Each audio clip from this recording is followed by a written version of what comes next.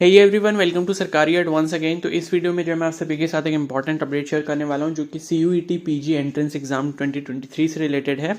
तो कल जो है ऑफिशियल नोटिस शाम को जो है आ गया था CUET PG की रजिस्ट्रेशन के लिए। ठीक है, तो इसके जो एप्लीकेशन फॉर्म है वो रिलीज हो चुके हैं। तो इसका हम लोग पूरा कंप्लीट जो शेड्यूल है वो समझने वाले हैं। साथ ही ये भी देखेंगे कि एप्लीकेशन फॉर्म वगैरह की फीस कितनी है, आपका एग्जाम कब से कब तक होने वाला है, एडमिट कार्ड्स वगैरह कब आएंगे, ये सब चीज़ें जो भी इंपॉर्टेंट डिटेल्स हैं वो हम लोग इस वीडियो में कवर करने वाले हैं। ठीक है, तो आप सभी से रिक्वेस्ट है कि वीडियो को प्लीज़ पूरा एंड तक देखें ताकि एक एक पॉइंट को आप अच्छे से समझ पाएं।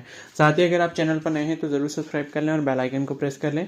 इसके रिगार्डिंग फ्यूचर में और भी कोई अगर अपडेट आता है तो मैं आपको इन्फॉर्म कर दूंगा। ठीक है, और इन केस अगर कोई UG कैंडिडेट है तो CUET UG के एप्लीकेशन फॉर्म्स की जो लास्ट डेट है उसको भी एक्सटेंड किया गया है 30 मार्च तक। पहले जो आपके फॉर्म क्लोज होने थे UG के लिए, CUET UG के लिए, वो 12 मार्च को क्लोज होने थे। ठीक है, लेकिन अब जो है 30 मार्च तक उसकी लास्ट डेट को एक्सटेंड कर दिया गया। तो इनकेस अगर कोई UG एस्पिरेंट है तो वो अगर CUET UG का फॉर्म फिल करना चाहता है तो वो कर सकता है। ठीक है, तो ये मैंने इन्फॉर्मेशन बुलेटिन इसका डाउनलोड किया हुआ है। ठीक है, CUET PG 2023 का। इसमें आप मास्टर कोर्सेज के लिए एंट्रेंस एग्जाम दे सकते हो सेंट्रल यूनिवर्सिटीज़ में। ठीक है, तो बाकी इसका जो भी इन्फॉर्मेशन बुलेटिन है आप एक बार अच्छे से चेक कर लेना। बाकी यूनिवर्सिटीज़ के मतलब यूनिवर्सिटीज़ के ब्रोशर के थ्रू आप जा सकते हो, वहाँ पर चेक कर सकते हो कि कौन कौन से कोर्सेज कहाँ पर अवेलेबल हैं और उसके बाद आप अपना रजिस्ट्रेशन कर सकते हो। ठीक है, तो online submission of application form जो है वो 20 मार्च यानी कि कल से स्टार्ट हो गया था, कल रात से स्टार्ट हुआ है।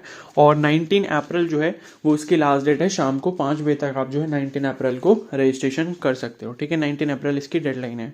उसके बाद ट्रांजैक्शन जो होगा मतलब फीस वगैरह का ट्रांजैक्शन वो भी आपका 19 अप्रैल को ही होगा। रात को 11:50 तक इसकी आखिरी डेडलाइन दे रखी है।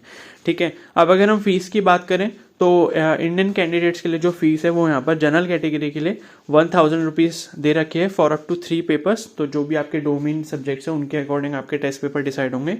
तो अगर अप टू 3 पेपर्स आप दे रहे हो तो 1000 रुपीज़ है। और उसके अबव अगर आप जाओगे 1000 रुपीज़ के अबव अगर आप जाते हो, मतलब 3 पेपर्स के अबव आप जाते हो, तो पर पेपर जो है आपको 500 रुपीज़ एक्स्ट्रा देना पड़ेगा जनरल कैटेगरी के कैंडिडेट को। ठीक है, तो अगर आप सपोज 1 पेपर के लिए अप्लाई कर रहे हो, 2 पेपर के लिए अप्लाई कर रहे हो या 3 पेपर के लिए अप्लाई कर रहे हो तो आपको 1000 रुपीज़ ही देने पड़ेंगे अप टू 3 पेपर्स। ठीक है, उससे ज़्यादा आप एक्सटेंड करते हो उसमें +1 जैसे जैसे करते जाओगे तो पर +1 पेपर के लिए आपका 500 रुपीज़ एडिशनल ऐड होता जाएगा टोटल अमाउंट में। ठीक है, इसी तरीके से OBC NCL या जनरल EWS के लिए ये फीस आपकी 800 रुपीज़ अप टू 3 पेपर और उसके अबव 400 रुपीज़ पर पेपर है। ठीक है, और SC ST थर्ड जेंडर के लिए 750 रुपीज़ है अप टू 3 पेपर्स के लिए और 400 रुपीज़ है एक्स्ट्रा पर पेपर के लिए। और उसके बाद PWBD कैंडिडेट्स के लिए 700 रुपीज़ है पर 3 पेपर्स के लिए, मतलब अप टू 3 पेपर्स। और अगर उसको एक्सटेंड करोगे +1 पेपर तो पर पेपर के लिए आपका फिर 400 रुपीज़ उसमें एक्स्ट्रा और ऐड होता जाएगा। ठीक है, बाकी आउटसाइड इंडिया अगर कोई बाहर से कैंडिडेट है वो अप्लाई करना चाहता है तो उनके लिए 5000 रुपीज़ है अप टू 3 टेस्ट पेपर। और उसके अबव अगर आप टेस्ट पेपर ऐड करना चाहते हो पर सब्जेक्ट या पर पेपर तो आपको 15 रुपीज़ पर पेपर वहाँ पर पे करना होगा। ठीक है, तो ये चीज़ आई होप क्लियर हो गई होगी। फीस के रिगार्डिंग फीस आपको कितनी पे करनी है, तो मिनिमम जो फीस है वो आपको अप टू 3 पेपर्स तक की लगेगी। उसके अबव अगर आप टेस्ट पेपर ऐड करोगे तो पर सब्जेक्ट का अलग से आपको एडिशनल पे करना होगा। ठीक है, और ये करेक्शन विंडो के बारे में भी यहाँ पर इन्फॉर्मेशन दी गई है। तो इनकेस अगर किसी का एप्लीकेशन फॉर्म फिल करते टाइम कुछ भी गलती हो जाती है तो वो 20 अप्रैल के बाद मतलब 19 अप्रैल को जो है वो आपका फॉर्म क्लोज हो जाएगा और 20 अप्रैल से 23 अप्रैल के बीच में आप करेक्शन कर सकते हो। ठीक है, और एडमिट कार्ड वगैरह की डेट अभी इन्होंने अनाउंस नहीं करी है, एग्जामिनेशन डेट भी इन्होंने अनाउंस नहीं करी है। लेकिन एग्जामिनेशन डेट आप मई के आसपास सोच कर चल सकते हो कि कहीं ना कहीं आपके मिड ऑफ मई से लेके जून तक आपका एग्जाम जाने वाला है। ठीक है, ड्यूरेशन जो एग्जाम की रहेगी वो 2 घंटे रहेगी 120 मिनट की। और एग्ज़ाम जो है वो आपके 2 शिफ्ट में चला करेंगे। एक शिफ्ट 1 होगी, एक शिफ्ट 2 होगी। तो शिफ्ट 1 जो है सुबह 10 से 12 बजे होगी और शिफ्ट 2 जो है वो दोपहर 3 बजे से लेकर शाम को 5 बजे तक होगी। ठीक है, तो ये 2 शिफ्ट टाइमिंग्स में आपके पेपर अलग अलग चलते रहेंगे। जिसका भी मतलब जो भी डेट आएगा उस दिन जिस भी शिफ्ट में आपका एग्जाम होगा तब आपको जाना पड़ेगा। और ये इन्फॉर्मेशन आपको कब पता लगेगी, जब आपका एडमिट कार्ड रिलीज हो जाएगा। ठीक है, तो वही सब लिखा है, centre date and shift of examination आपके एडमिट कार्ड पर लिख कर आएगा। बाकी ये इसकी ऑफिशियल वेबसाइट है CUET.NTA.NIC.in। इस पे जाके आप अपना एप्लीकेशन फॉर्म फिल कर सकते हो या रजिस्ट्रेशन पूरा कर सकते हो। ठीक है, तो ये इन्फॉर्मेशन है, बाकी देख लेता हूँ। बाकी डॉक्यूमेंट्स के बारे में इन्होंने दिया हुआ है, तो एक तो आपको फ़ोटो अपना स्कैन करके लगाना होगा, सिग्नेचर लगाना होगा जेपीजी फॉर्मेट में, ठीक है। फोटो का जो साइज़ है वो 10 KB से 200 KB होना चाहिए, और सिग्नेचर का जो साइज़ है वो 4 KB से 30 KB के बीच में होना चाहिए। बाकी इसके अलावा ऐसा कोई इन्होंने डॉक्यूमेंट नहीं बोला अपलोड करने को, तो ये आपको अपलोड करना होगा। बाकी कुछ इंस्ट्रक्शंस वगैरह लिखे हैं मतलब एप्लीकेशन फॉर्म के लिए कि आप कैसे फिल कर सकते हो, तो आप इसके थ्रू चेकआउट कर सकते हो। अदरवाइज जो है आप सीधे वेबसाइट पे अपना रजिस्ट्रेशन पेज ओपन करके अपना रजिस्ट्रेशन स्टार्ट कर सकते हो। इनकेस कोई डाउट है तो आप मुझे कमेंट सेक्शन में बता सकते हो, या फिर मैंने इंस्टाग्राम का हैंडल भी दे रखा है, कमेंट सेक्शन में मैंने पिन किया, वहाँ से जाके आप मुझसे अपनी क्वेरी पूछ सकते हो, ठीक है। बाकी क्वेश्चन पेपर के कोड्स वगैरह दे रखे हैं, तो मतलब जिस भी कोर्स के लिए आप अप्लाई कर रहे हो, तो उसकी मतलब जिस भी यूनिवर्सिटी में आप अप्लाई कर रहे हो, जिस भी कोर्स के लिए आप अप्लाई करना चाहते हो, तो उस यूनिवर्सिटी के वेबसाइट पर आपको जाना होगा, वहाँ से उनका इन्फॉर्मेशन बुलेटिन डाउनलोड करना होगा उस पर्टिकुलर यूनिवर्सिटी का, और उस पर्टिकुलर यूनिवर्सिटी में जिस भी कोर्स के लिए आपको अप्लाई करना है वहाँ चेक करना होगा इस इन्फॉर्मेशन बुलेटिन में कि इस पर्टिकुलर कोर्स के लिए आपको किस किस सब्जेक्ट का एग्जाम देना है, ठीक है। और उसमें उसी के आगे उसका कोड भी लिखा होगा कि आपको इस पर्टिकुलर सब्जेक्ट का जो है आपको एग्जाम देना है, वो कोड का जो सब्जेक्ट कोड है वही आपको यहाँ पर टेस्ट पेपर में या पेपर कोड में सेलेक्ट करना होगा जब आप अपना रजिस्ट्रेशन कंप्लीट करोगे, ठीक है। तो उसमें आप अपीयर हो गए, और उसके मार्क्स के अकॉर्डिंग बाद में जब काउंसलिंग होगी तब आपका फिर जो काउंसलिंग में आपको रजिस्ट्रेशन वगैरह उसकी हेल्प से करना पड़ेगा, ठीक है। तो ये क्वेश्चन पेपर का स्ट्रक्चर वगैरह लिखा है। बाकी ये पीडीएफ तो 827 पेजेस की है, काफ़ी ज़्यादा बड़ी है। बाकी एग्जाम पैटर्न के बारे में मैं बता देता हूँ, मतलब जो मार्किंग स्कीम रहेगी, पहले तो ये है कि ये लिखा है कि candidate can choose maximum of 20 test paper codes in all, ठीक है।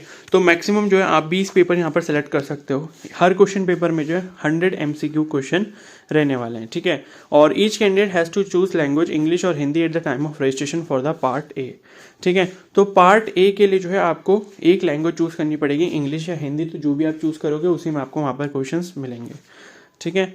और बाकी ये शिक्षा शास्त्री और शिक्षा आचार्य के लिए यहाँ पर कुछ अलग से लिखा है कि मतलब संस्कृत लैंग्वेज में ही आपका एग्जाम रहने वाला है, ठीक है। अब मार्किंग स्कीम की बात करते हैं, तो हर क्वेश्चन 400 मार्क्स मतलब 4 मार्क्स का होगा, तो 100 क्वेश्चन आपके 400 मार्क्स के हो गए, ठीक है। और नेगेटिव मार्किंग जो है 1 मार्क की यहाँ पर रहने वाले, यानी कि 1/4 के।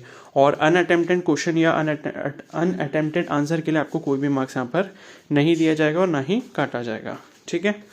तो ये रहेगा। बाकी सिलेबस वगैरह भी इन्होंने लिखा है कि एनटीए की जो CUT वाली वेबसाइट है उस पर आपका सिलेबस अवेलेबल है, ठीक है। और उसमें भी लिखा है एज लिमिट की यहाँ पर अगर बात करें तो however the candidates will be required to fulfil the age criteria of the university in which they are desirous of taking admission, ठीक है। तो एनटीए ने अपनी तरफ से कोई भी एज रेस्ट्रिक्शन नहीं लगा रखी, चाहे वो मिनिमम एज लिमिट हो या फिर मैक्सिमम एज लिमिट हो, ठीक है। आपको क्या करना है, जिस भी यूनिवर्सिटी के लिए आप जिस भी पर्टिकुलर कोर्स के लिए अप्लाई कर रहे हो उसकी पर्टिकुलर जो भी एलिजिबिलिटी होगी उसको आपको एक बार चेक करना पड़ेगा कि क्या इन्होंने कोई मिनिमम या फिर मैक्सिमम एज बाउंडेशन रखी है या नहीं रखी है, तो उसके अकॉर्डिंग ही आपको अपना रजिस्ट्रेशन CUT का करना होगा, ठीक है। तो यही चीज़ यहाँ पर दी गई है। और बाकी सर्टिफिकेट वगैरह देख लेना आपका, अगर आप OBC या AWS से बिलोंग करते हो तो आप जो है अपना सर्टिफिकेट सेंट्रल गवर्नमेंट के फॉर्मेट में ही लगाएं, और इनकेस SC ST कैटेगरी को बिलोंग करते हो तो आपका स्टेट वाला भी सर्टिफिकेट यहाँ पर चल जाएगा, ठीक है। और बाकी सपोज अगर किसी के पास सर्टिफिकेट नहीं भी होगा तो उनके लिए जो है यहाँ पर जो भी आपका क्या बोलते हैं, मतलब 1 अप्रैल 2022 के बाद का ही होना चाहिए आपका सर्टिफिकेट, अगर आप EWS या फिर OBC को बिलोंग करते हो। और साथ ही अगर आपके पास अभी सर्टिफिकेट नहीं है तो आप डिक्लेरेशन फॉर्म फिल करके भी काम चला पाओगे, ठीक है। तो डिक्लेरेशन वगैरह सब इसी PDF में दे रखा होगा, आपको नीचे जाके इसमें चेक करना पड़ेगा, अपेंडिक्स 8 करके होगा, ठीक है। तो अलग अलग वहाँ पर OBC के लिए अलग होगा, EWS के लिए अलग होगा, वो आप एक बार चेकआउट कर लेना, ठीक है। और ये लिखा है कि choice of test centre cities will be limited to the state of permanent address और प्रेजेंट एड्रेस ओनली, ठीक है। तो जो भी आप उसमें एप्लीकेशन फॉर्म में प्रेजेंट एड्रेस या परमानेंट एड्रेस फिल करोगे तो आपका जो एग्जाम सिटी आएगा वो उसी में आपको ऑप्शन वहाँ पर चूज करना होगा अपनी पर्टिकुलर परमानेंट स्टेट में जिसको आप सेलेक्ट करोगे अपने एड्रेस में, ठीक है। तो ये सब चीज़ें, अब एडमिट कार्ड वगैरह ये सब तो बाद में आएगा, ठीक है। तो जब इसके बारे में कोई इन्फॉर्मेशन आएगी तो मैं आपको इन्फॉर्म कर दूंगा, ठीक है। बाकी ये शेड्यूल वगैरह दिया है। और इसके थ्रू एक बार आप चले जाना, और कोई डाउट हो तो मुझे कमेंट सेक्शन में बता देना, ठीक है। तो इस वीडियो को हम लोग यहीं पर एंड करते हैं, और कोई इससे रिलेटेड इन्फॉर्मेशन अगर फ्यूचर में आती है तो मैं आपको ज़रूर इन्फॉर्म कर दूंगा, ठीक है। और आपका कोई क्वेरी या डाउट है तो आप मुझे कमेंट सेक्शन में बता सकते हो, या फिर मुझे इंस्टाग्राम पे भी मैसेज कर सकते हो। इंस्टाग्राम का लिंक मैंने कमेंट सेक्शन में पिन किया हुआ है।